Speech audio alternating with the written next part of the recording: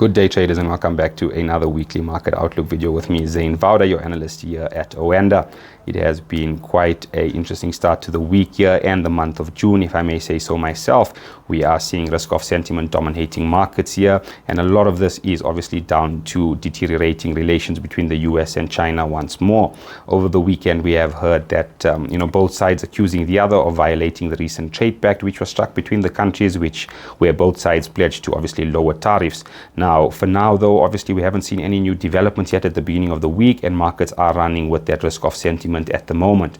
Now, obviously from a data perspective, we also had some weak Chinese PMI numbers out this morning, which has also kind of dented sentiment somewhat. But now, looking ahead to the rest of the week, obviously from the US, we have jobs data on Friday, which is going to be a massive one as always. We will get another data point that the Federal Reserve will consider, obviously looking ahead of that FOMC meeting later this month. Beyond that, ISM services data due on Wednesday is also a big one from the US. The US obviously being primarily a service-driven economy, and that means that data obviously holds special significance when it comes to the performance of the US economy, as well as when it comes to the Federal Reserve's considerations regarding interest rates. So both those events should stoke some volatility later this week.